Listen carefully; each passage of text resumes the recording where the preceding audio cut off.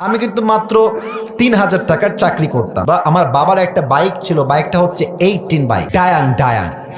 এত ঝাংড়ি বাইক আমি জন্মেও দেখি নাই। স্টার্ট দিয়ে এখান থেকে যাই 1 কিলো গিয়ে আবার বন্ধ হয়ে যায়, ওখানে গিয়ে আবার এমনে ঝুকাই, তেল আছে তাও চলে না।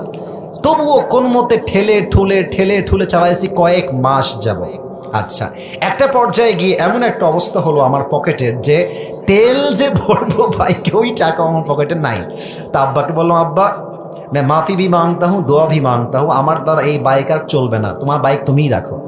তা আব্বা বললো, কি করব বাইকটা, আমার পায়ে তো ব্যথা, আমি তো হার্টের রোগী, এটা কি সেল করে দিব? বললাম, বিক্রি করে দাও, আমি এটা বিক্রি করে সাইকেল কিনবো, সাইকেলের চাইতে ভালো হবে আমার জন্য। তো যাই হোক, বাইকটা বিক্রি করব ভাব, মানে এটা এইভাবে কখনো আমি আগে কোনো মাহফিলে বলি নাই, এতটা ব্যাখ্যা দিয়ে বলি নাই, আজকে বলছি বাইকটা বিক্রি করে দিব অভাবের জন্য।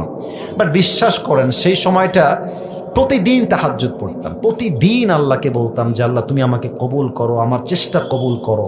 আর আমি দুইজনের ওয়াজ খুব বেশি শুনতাম, এক আজহারের ওয়াজ শুনতাম খুব বেশি, আর একজন আমি আল্লামা দেলোয়ার হোসেন সাঈদীর ওয়াজ খুব বেশি শুনতাম সেই সময়ের কথা। It has been 3 years or maybe 4 years back, 3 বা 4 বছর আগের কথা। তো হঠাৎ করে আমি একদিন জুমার খুতবা দিলাম, আমি আবার বলছি এই কথা কিন্তু আমি কখনো কোথাও আপনার শোনেন নাই, আমি আজকেই বলছি। তো জুমার খুতবা দিলাম, আমি প্রায় 1 বছর যাবৎ জুমার খুতবা দিই, ভিডিও আপলোড হয়, কিন্তু কখনো কোনো রেসপন্স আসে না, আই মিন কেউ দেখে না ভিডিও।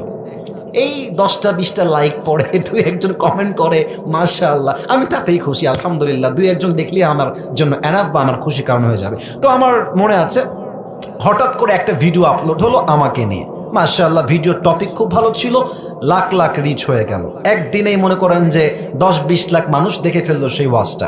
পরে মিডিয়ার থেকে আমাকে কল দেওয়া হলো যে আপনি জুমা পড়ান কোথায়, আমরা আপনার ভিডিও রেকর্ড করব। তো অনেক বড় একটা মিডিয়া আমাকে বলল যে আপনার ভিডিও একটা আপলোড দিব, আপনি ইনশাআল্লাহ অনেক দূর যাবেন, আপনার জন্য অনেক বেশি কাজ আসবে, আপনি কাজ করতে পারবেন আপনার দাওয়াতি ফিল্ডে। তো একটা মাহফিল করলাম, মাহফিলটা ছিল পাবনায়। মাহফিল ছিল কোথায়? পাবনায়। তো পাবনায় গেলাম, আমি হলাম 3 নাম্বার বক্তা, দ্বিতীয় বক্তা না, 3 নাম্বার। তো আমাকে যখন ওয়াজে দেওয়া হলো, দ্বিতীয় বক্তা খুবই রাগ, আমার টাইমটা তাকে কেন দেওয়া হচ্ছে, ওকে তো দিয়ে কাজ হবে না, ওকে নামান, একে দিয়ে কাজ হবে না, এটা 3 বছর আগের কথা, বেশি না, 3 বা 4 বছর আগের কথা।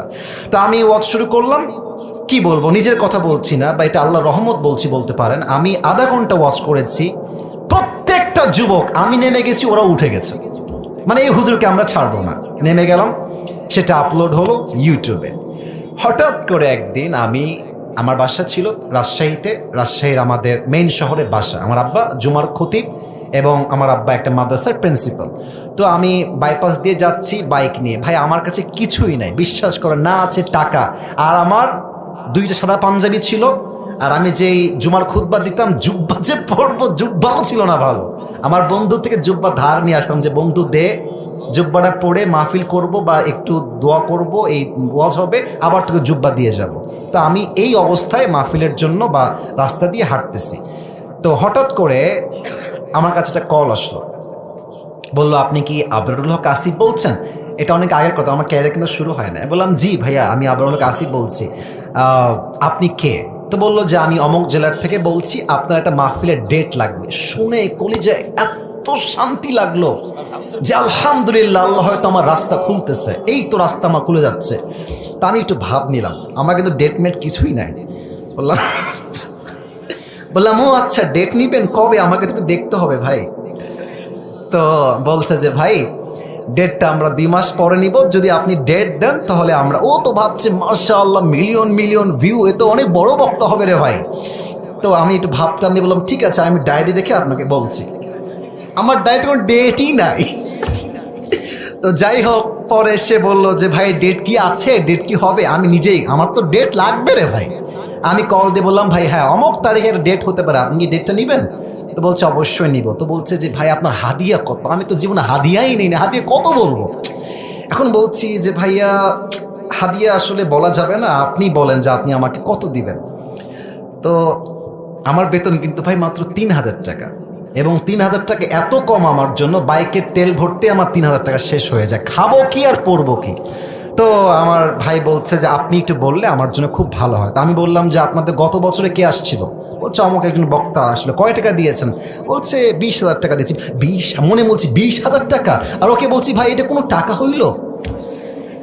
আচ্ছা যাই হোক, অনেক কথাবার্তা বলে সে বলল ঠিক আছে আপনাকে আমরা 25,000 টাকা দিব, গাড়ি ভাড়া সব কিছু মিলিয়ে, খাওয়া দাওয়া মিলিয়ে, থাকা সহ 25,000 টাকা আমি আপনাকে দিব। তো বললাম দিব বললেই তো হবে না ভাইজান, আপনাকে তাকে অ্যাডভান্স করতে হবে, না আমি প্রোগ্রামটা কনফার্ম মনে করব কেমন করে। তো বলছে ঠিক আছে ভাই আপনি আপনার নাম্বারটা আমাকে দেন, আমি আপনাকে 5,000 টাকা অ্যাডভান্স করছি। আমি বললাম ইয়ার ইয়ে তো মেরি রাস্তা খুল গিয়া মাশাআল্লাহ। তো বলছে ঠিক আছে আমি আপনাকে দিচ্ছি, নাম্বারটা আমাকে পাঠান। তো নাম্বার দিলাম, 3 দিন কোনো খবর নাই। মনটা আবার খারাপ, জানলা ডেটটা কি তাহলে পাবোই না। তো 3 দিন পরে আবার আমার ভাই কল দিয়ে বলছে প্রিয় ভাই আপনাকে তো আমি টাকা দিব, বাট আমি টাকা তুলতে পারি নাই এলাকার থেকে, তাই টাকাটা দিতে পারি নাই। তো মাশাআল্লাহ সবাই আমাকে টাকা দিয়ে দিয়েছে, আপনার নাম্বারে আমি এখনই টাকা পাঠাচ্ছি। তো আমাকে ওই প্রথম মাহফিলের জন্য 5,000 টাকা অ্যাডভান্স দেওয়া হয়, এবং 5,000 টাকায় আমি আমার আব্বা আম্মাকে দিয়ে দিয়েছি। যাও তোমরা নাও। বিশ্বাস করেন ওই যে আমার জার্নি শুরু হলো। আল্লাহু আকবার, কি বলবো, এখন এমন একটা দিন নাই যেই দিন শত শত কল আসে না। আসিফ হুজুরকে লাগবে আপনাদের কি, আমাকে বলে 3 লাখ নিবেন, 2 লাখ নিবেন, 1.5 লাখ নিবেন, কত খালি বলেন না আপনাকে আমরা চাই।